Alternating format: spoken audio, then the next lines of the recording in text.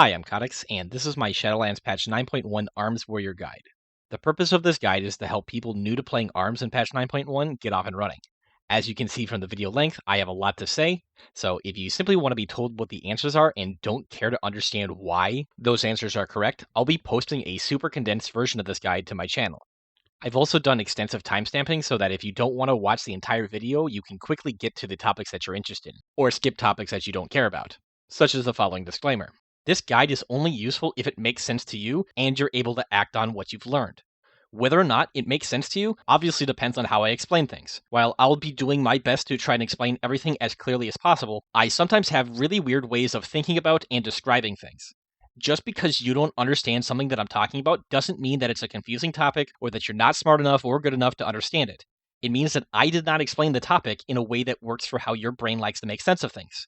This is why I encourage you to seek out other guides as well, because someone else might have a way of explaining something that triggers that light bulb moment and makes you finally get it. If you're still confused about any topic that I cover or allude to in this video, feel free to ask about it in the comments, and I will do my best to try and answer it in a way that makes sense for you. The next thing to understand going into this guide is that the information is only accurate as of the start of patch 9.1.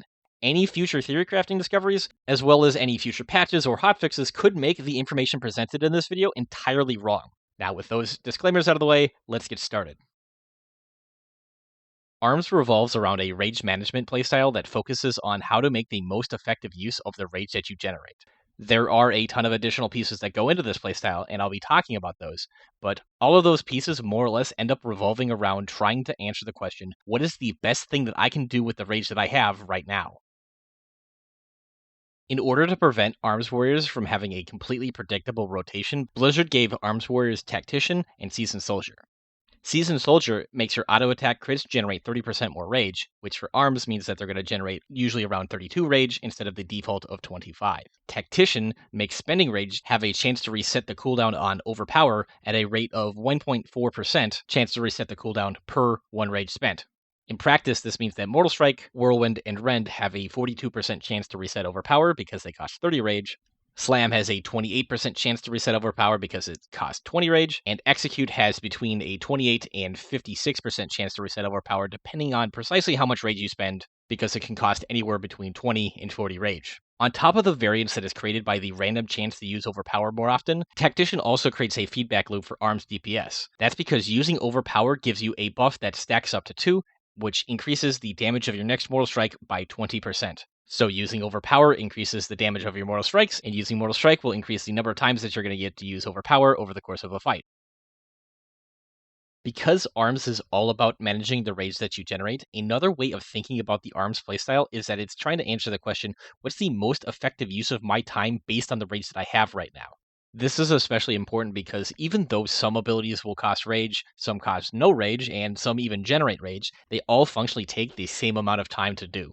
With this in mind, before talking about specific abilities, let's lay out the big picture priorities for maximizing your single target DPS as Arms. As Arms, for single target fights, your goals are as follows. 1. You want to maximize the uptime on debuffs such as Deep Wounds, Colossus Smash, and Rend if you're talented into that. Goal number 2 is that you don't want to hit 100 rage. Any rage that you could have generated while you were at 100 is rage that you lose and you don't get to spend on damaging abilities, and obviously that's not good. 3, you want to get to 2 Overpower stacks so that you can increase the damage of your next Mortal Strike by 40%. 4, you don't want to Rage Starve. Rage Starvation is when you don't have enough rage to use the ability that you want to do. And your 5th goal is to do the highest damaging ability that's available to you at that time. Now, many of your global cooldowns will be doing things that are directly related to these goals, and a lot of the time, what you do during each GCD will benefit multiple goals simultaneously. So now that we have a generalized outline of what we want to do, let's talk more specifically about how we achieve those goals. Deep Wounds does ticking damage and increases the damage that you do to the target by a percentage that gets increased with Mastery. Deep Wounds can be applied by Mortal Strike, Colossus Smash / Warbreaker, Bladestorm / Ravager, and Cleave. I'll be talking about those other abilities in a bit, but for single target fights, the primary method of applying Deep Wounds will be through the use of Mortal Strike. And because of the duration of Deep Wounds being so long relative to the cooldown of Mortal Strike, you're not going to really need to worry about the duration remaining on Deep Wounds. However, during execute phases, depending on which legendary you're using, You might not be using Mortal Strike nearly as often as you would normally, so in those cases it would become important to track the duration of deep wounds. Next, whenever you use Colossus Smash or Warbreaker, it applies a debuff to the target that increases their damage taken for 10 seconds. I'll be talking more about these abilities in the cooldown section, but in general, you want to apply this debuff as often as possible. If you're talented into Rend, then you will need to reapply it shortly before it falls off, and I will be talking more about that in a little bit as well. Once you've done all these things related to managing your debuffs, then the next step is to not rage cap yourself. And really, not rage capping should be one of the easiest goals to accomplish because as long as you're following the ABC rule, which is an acronym for always be casting, then it should be exceptionally unlikely that you will ever rage cap because you're frequently going to be spending between 20 and 30 rage. And in the vast majority of circumstances, the global cooldown will be much shorter than the time it takes to do a melee swing. Next, because Overpower has a baseline cooldown of 12 seconds, whereas Mortal Strike has a baseline cooldown of 6 seconds, the only reasonable way to ever get 2 stacks of the Overpower buff is via Tactician procs, which means that you're going to need to be spending rage in order to get those procs. Yet another thing that this means is that if you're not at 2 stacks of Overpower and just got a Tactician proc, then you should spend that GCD to use Overpower, even if it means delaying a Mortal Strike, because you could potentially get another Tactician proc from that Mortal Strike. So if you didn't use it beforehand, there's a chance that you could completely lose it because it would just get overwritten. While in a perfect world, we would always have Overpower available to use whenever we wanted and could use Mortal Strike on cooldown 100% of the time, that world is not World of Warcraft. When you can't use Overpower and Mortal Strike is on cooldown, commonly the only thing that you're going to be able to use is Slam, which costs 20 rage. This can lead to problems if you're too aggressive with your range spending because melee swings occur every 2.4 GCDs, so if you get a melee swing and then spend all of your rage using slams, and then Mortal Strike comes off cooldown before your next melee swing occurs, then you're going to be losing damage because you rage starved yourself and are unable to use the ability that you would like to. A simple rule of thumb to help avoid rage starving yourself is to always try and stay above 30 rage as much as possible. This way you can always have enough rage to use a Mortal Strike when it's available. Now, some people will prefer to have that threshold set higher and want to have at least 40 rage, or potentially even more. Though, obviously, the more rage that you bank up, the closer you're going to be to rage capping, which is also bad, and thus you get to experience the game of rage management because you want to have your rage be high enough that you can do whatever you want, but not too high that you risk rage capping and wasting rage that you could have been generating. While Charge doesn't do any damage, it's worth noting that if you're not going to have a melee swing occur during your global cooldown, and you're kind of close to becoming rage starved, then it's in the long run better to run out of melee range and then charge back in, as long as you're able to do that fast enough so that you won't delay the next melee swing. Once you're at 2 Overpower buffs, you have your debuffs applied, and you're confident that you're not going to rage starve yourself or rage cap, then what you should do with your GCD becomes a simple question of, well, what ability does the most damage? So let's talk about that. For the ARM's default abilities, Execute is the highest damaging ability, followed by Mortal Strike. Overpower and Slam do basically the same amount of baseline damage, but there are talents and potency conduits that can make Overpower do more damage than Slam. Plus, Overpower doesn't cost rage, so it's generally considered to be much better than Slam. Because Execute does more damage than Mortal Strike, generally speaking, we want to prioritize it over Mortal Strike. And on paper, it might seem like we wouldn't need to care about Tactician procs during Execute phases, since Overpower doesn't buff Execute. In reality, because Execute costs a lot of rage and does more damage the more rage that you spend on it, the best thing to do is use Overpower in between executes in order to give yourself time to have auto attacks land and generate more rage. Generally speaking, this is going to involve using Execute and then using Overpower or some ability that generates rage and then using Execute again. During Execute phases, you still want to be maintaining your debuffs like Colossus Smash, Deep Wounds, and Rend. But because we're not using our Mortal Strikes as often as possible anymore, that means that we need to be paying attention to our Deep Wounds timer. During Execute phases, you should be using Mortal Strike and Colossus Smash or Warbreaker to maintain your Deep Wounds debuff, with priority going to Colossus Smash, meaning that if you can use Colossus Smash, then do that to apply your Deep Wounds instead of Mortal Strike. The way that you handle Execute phases does change if you're using the Enduring Blow legendary, so please understand that this is the baseline approach to how to deal with Execute phases, and certain legendaries might change that. In 2-target cleave scenarios, you will want to be using Sweeping Strikes as often as possible, but other than that, for the most part, the decisions that you make won't be meaningfully different than what you would do in a single target fight. The one key difference is that ideally you should be trying to maintain your debuffs on both targets, which means that outside of Sweeping Strikes, you should be alternating which target you use Mortal Strike on, so that way you can keep the Deep Wounds debuff on both targets. When there are 2 targets, unless you're talented into Fervor of Battle, you should not be using Whirlwind. This is because with only 2 targets, it does less damage than Slam, and also less damage per rage spent. When there are 3 or more targets, you should be dumping Rage with Whirlwind instead of Slam when Sweeping Strikes is down. And once there are 4 or more targets, Whirlwind should replace Slam entirely, even during Sweeping Strikes. And this is assuming that you're not talented into Fervor or Battle, which, if you are talented into that, Whirlwind always replaces Slam at all times. The reason for this logic has to do with the damage that is done per rage spent of each ability. As the number of targets hit by Whirlwind increases, the damage done per rage spent also increases, and it'll eventually overtake the damage per rage spent of Slam, which can only hit a maximum of 2 targets during Sweeping Strikes. Colossus Smash, or Warbreaker if you're talented into that, is a 45-second cooldown that does slightly less damage than an unbuffed Mortal Strike, applies deep wounds, and also the Colossus Smash debuff for 10 seconds, which increases the damage done to the target by 30%. By default, this is a single target ability, but if you're talented into Warbreaker, it will hit all enemies within 8 yards, and apply the debuffs to any enemies hit. The optimal way to use this ability is to use it on cooldown, and to also try to stack it with other cooldowns, such as Avatar or Bladestorm. Bladestorm is a baseline cooldown for all Arms Warriors. Bladestorm has a cooldown of 90 seconds and does a fixed amount of AoE damage over 6 seconds, with the duration getting reduced by haste, such that it will do the same amount of damage just over a shorter period of time. Any enemy that gets hit by Bladestorm will have deep wounds applied to them, and while Bladestorming, you can auto-attack, but you can't use other abilities. On single target fights, the optimal way to use Bladestorm is as a way of having something to do if you're rage starved.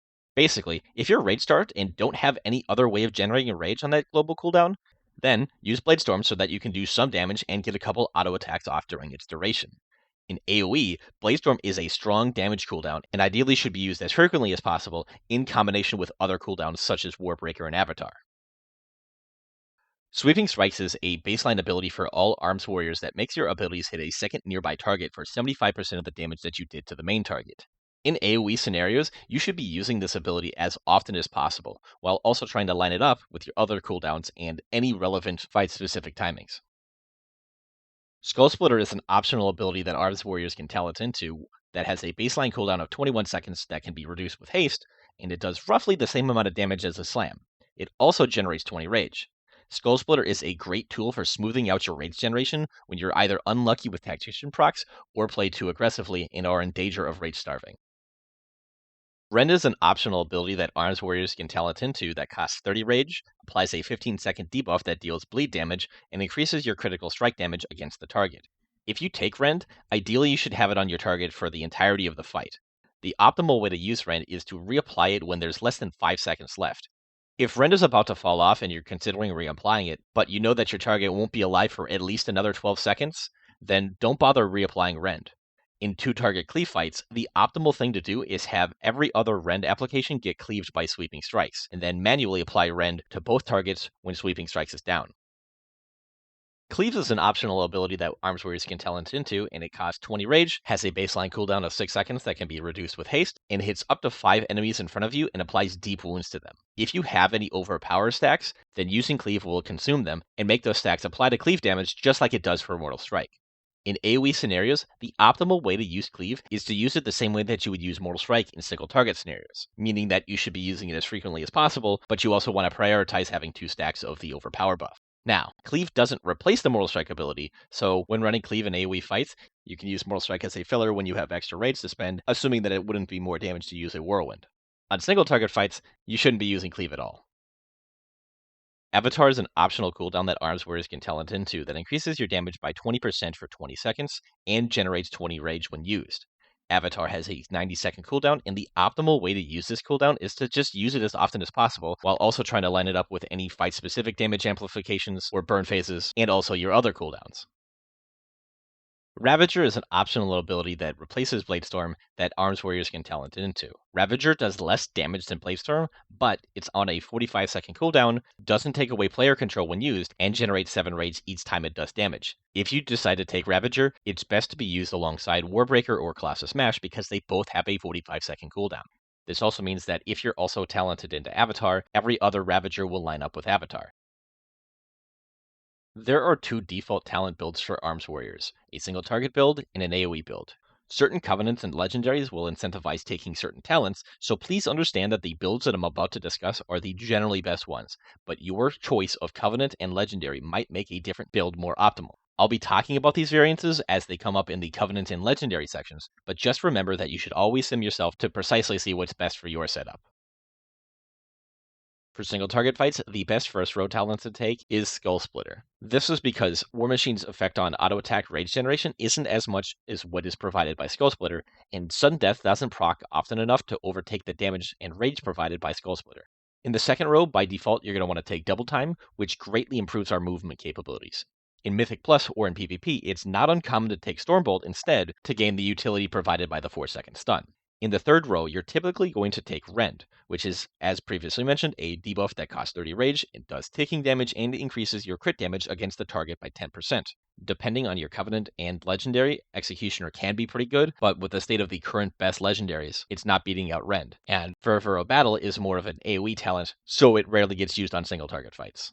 In the fourth row, you're typically going to want to take Defensive Stance, but Bounding Stride is a ton of fun, and occasionally there will be encounters where the AoE damage doesn't trigger the waiting period for Second Wind, which in that case can't make it incredibly strong. In the fifth row, you're typically going to want to take Warbreaker. Technically speaking, collateral damage and Warbreaker have precisely zero impact on your single target DPS, where it's technically possible to use Cleave to apply deep wounds for less rage than Mortal Strike, but in practice, it's exceptionally rare for you to ever consider doing this, so we just go with the talent that's easiest to play around, which is Warbreaker. In the sixth row, you're going to want to take Avatar. This is because Deadly Calm is typically pretty garbage outside of execute windows, and In for the Kill only procs when you personally cast Colossus Smasher Warbreaker, meaning that it won't proc from our strongest single target legendary. In the seventh and final row, you're going to want to take Dreadnought. This is because it greatly increases the strength of Overpower and makes filling all available global cooldowns a much easier task. Anger management is decent, but only if it allows you to have your cooldowns line up with damage amplifications that you normally wouldn't have cooldowns for. Ravager is generally only good if you're taking the Signet of Tormented Kings legendary, and since it's no longer the best single target legendary for Arms Warriors, it's pretty rare that you would want to take this talent. For AoE fights, there's really only two potential changes from the default single target build, and that's potentially taking Fervor of Battle instead of Rend, and taking Cleave instead of Warbreaker. The value of Fervor of Battle increases as more targets are present, and as you increase the number of targets, it becomes more difficult to maintain Rend on all of those targets, so it just eventually becomes easier and more damage to use Fervor of Battle instead. Now, the value of Cleave versus Warbreaker greatly depends on how often you need to apply deep wounds to multiple targets. So if you're going to be able to use Cleave on cooldown or have it hit at least 3 or more targets, then it's going to do more DPS than Warbreaker. With that said, given that most AoE scenarios require more emphasis being placed on the burst damage rather than sustained DPS, plus because of how Warbreaker lines up with Bladestorm and some Covenant abilities, and because some people are lazy and don't want to swap talents back and forth all the time, a lot of the time people just commit to Warbreaker, but in the right context, it will be better to take Cleave. Warriors are fairly lucky in regards to the fact that our meaningful choice, TM, can actually be somewhat meaningful. This is because all of the covenants have a niche that they are the best at. Now, some of these niches are more prevalent than others, but regardless, there are legitimate reasons to decide to go each covenant. So let's talk about why you would want to pick a particular covenant and what the best soulbinds are for each of them.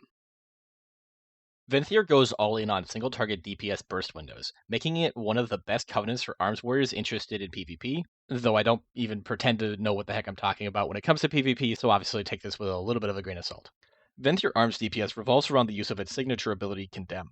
Condemn replaces Execute, making it usable on targets that are above 80% health as well as targets below 20%, and makes it do shadow damage instead of physical damage, which is significant because it means that the damage isn't mitigated by the armor of the target. If you decide to go Venthyr, the optimal soulbind choice for both single target and AoE fights is Nadja. And for that soulbind, you're going to want to go the path of getting Agent of Chaos and the Potency Conduit, then Dauntless Duelist, and then I would personally suggest going the path of grabbing Sinful Preservation, though there are a lot of potential uses for Nimble Steps.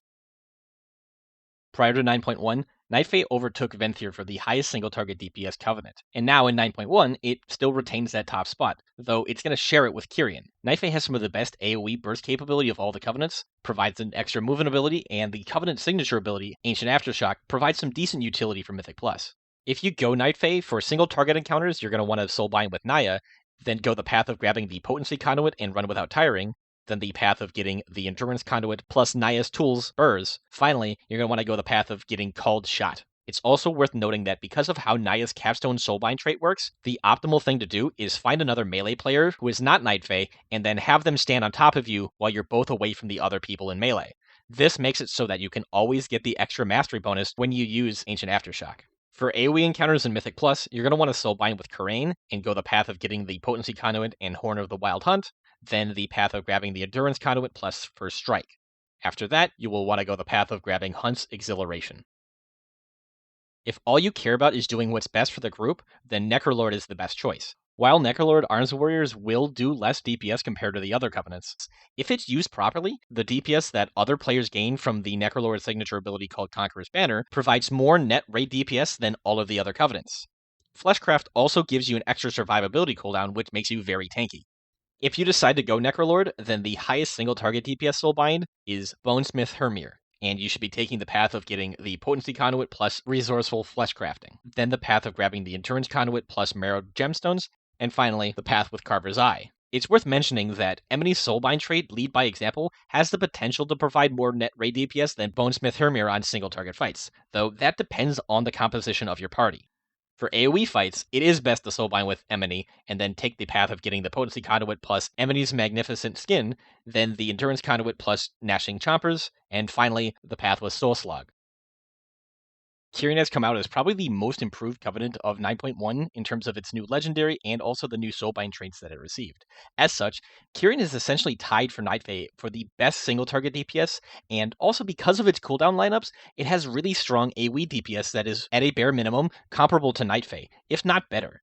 This is on top of the utility that is provided by the tether effect of Kyrian's signature ability, Spirit Bastion, and then also the ability to clear a lot of debuff types with the Steward Potions. If you decide to go Kyrian, then for single target fights, it's currently best to Soulbind with Pelagos and take the path of getting the Potency Conduit plus Focusing Mantras, and then the path of getting Better Together. For AoE fights, it's best to Soulbind with Mikanikos, and then go the path of getting the Potency Conduit plus Forge Light Filter, and then the Endurance Conduit plus Hammer of Genesis, and then finally, the path with Soul Glow Spectrometer. In 9.1, assuming that you take the default last row talent pick of Dreadnought, then your best Potency Conduit is Crash the Ramparts, which increases the damage of Overpower. The second best Potency Conduit is going to depend on your Covenant.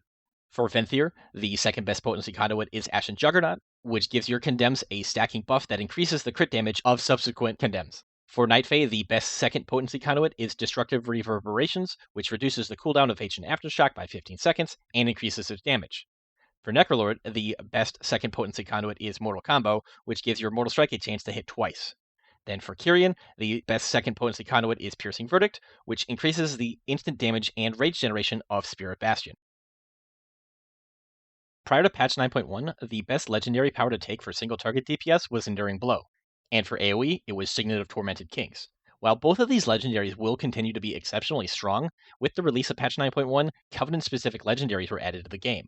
None of these legendaries are better than Enduring Blow for single target DPS, but a couple of them beat out Signet of Tormented Kings for AoE fights. So let's talk about what the best legendary powers are for each of the Covenants. For Venthyr Arms Warriors, the new Sinful Surge legendary causes Condemn to increase the duration of Colossus Smash by 1.5 seconds. This is not nearly as good as the Fury version of this legendary, and as such, this legendary is not better than Enduring Blow on single target fights, and it's also not better than Signet on AoE fights. So if you're Venthyr, your primary legendary powers haven't changed at all in 9.1, and you should be sticking with Enduring Blow for single target, and Signet of Tormented Kings for AoE. The Night Fae legendary Nature's Fury increases the duration of the Ancient Aftershock ground effect, and makes it apply a stacking dot to enemies that are standing in it. This legendary does slightly less single target DPS than Enduring Blow on single target fights, so once again, Enduring Blow is better, but it does more DPS than Signet of Tormented Kings in AoE fights. However, the catch is that your target needs to be in the ground effect for the entire 15-second duration in order to maximize the benefit of this legendary.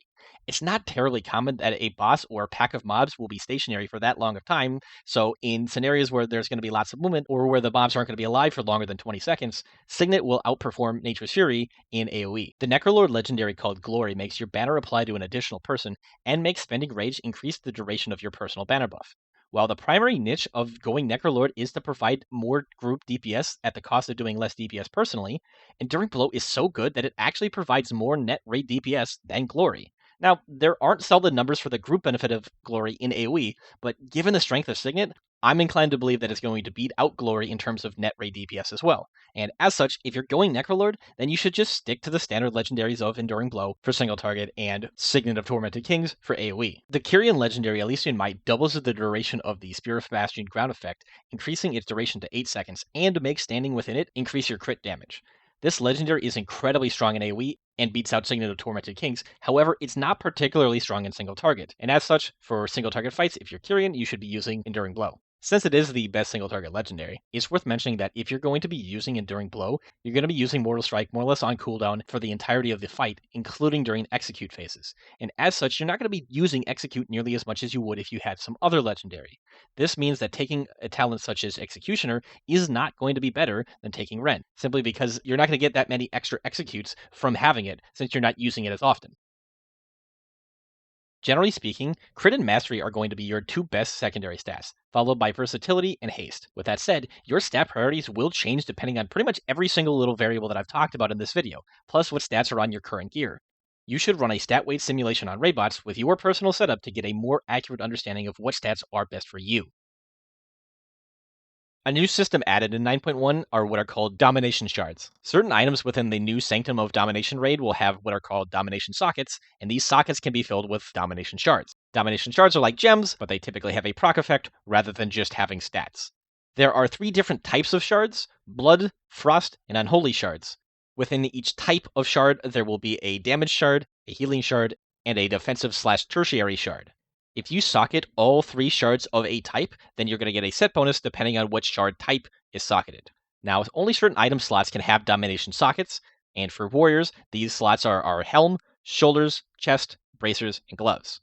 Because of how strong Domination Shards are, ideally, you should be looking to get all 5 sockets, which means that you don't want to craft your legendary on one of these slots if at all possible, because your legendary item will not have a Domination Socket on it. Once you have all 5 sockets, the most optimal thing to do is to get the Unholy set bonus called Chaos Bane, which works the same way as the Shadowmoor legendary effect that it's named after.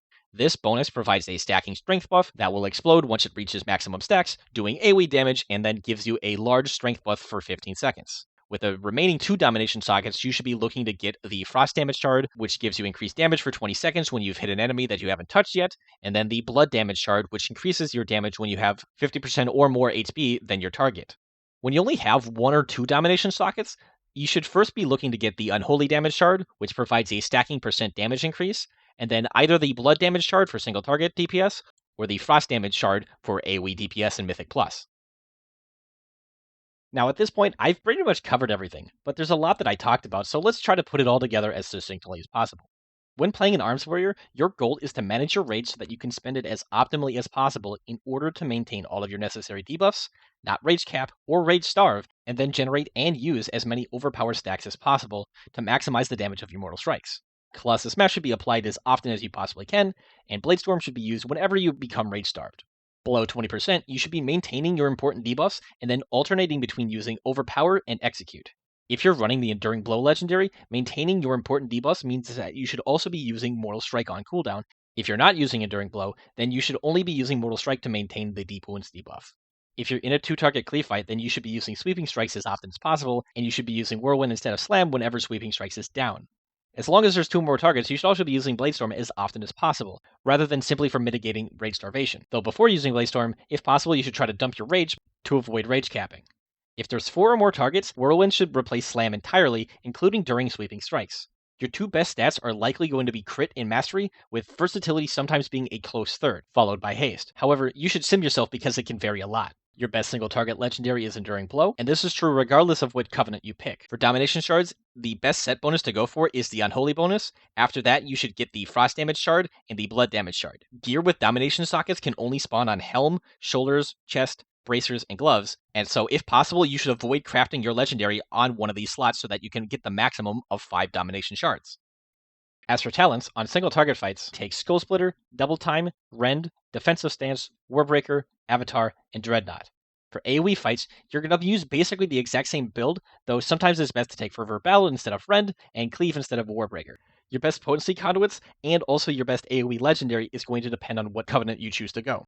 If all you care about is single target DPS, but don't care enough to pick the actual highest single target DPS covenant, then Venthyr is your best choice. For Venthyr, the best AoE legendary is Signet of Tormented Kings, and for both single target and AoE fights, you're going to want to soulbind with Nadja, making sure to grab Dauntless Duelist. For your two potency conduits, you should be using Crash the Ramparts and Ashen Juggernaut.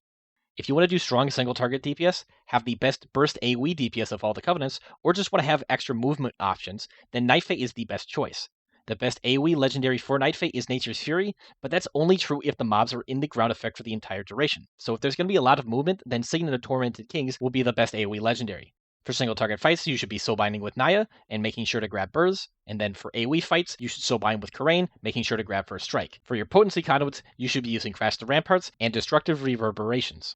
If you want to do strong single target DPS, provide consistently strong AoE DPS, and have lots of utility in Mythic Plus, then Kyrian is your best choice. Your best legendary for AoE fights is going to be Elysian Might, and then for single target fights, it's best to soulbind with Pelagos and grab Better Together, and for AoE fights, it's best to soulbind with Mikanikos and grab Hammer of Genesis. For your potency conduits, you should be using Crash the Ramparts and Piercing Verdict. If all you care about is being the real MVP, then Necrolord is the best choice as it provides the most net raid DPS. If you go Necrolord, your best AoE legendary is going to be Signet of Tormented Kings. For single target fights, you're going to want to soulbind with Bonesmith Hairmere, making sure to grab Marrow Gemstones, and for AoE fights, it's best to soulbind with Emily, making sure to grab Gnashing Chompers. And that's everything that I think that you need to know in order to successfully play an Arms Warrior in Shadowlands Patch 9.1. I hope that this guide has been helpful for you. As patches, hotfixes, and new theory crafting discoveries occur and change what the best practices are for Arms Warriors, I will be making videos discussing and analyzing them. If you're confused about any part of this guide, feel free to ask and I'll do my best to help you out. Alternatively, tell me why what I've said is wrong and why my opinions are dumb. Lastly, I just want to say thank you for watching this video and subscribe for more.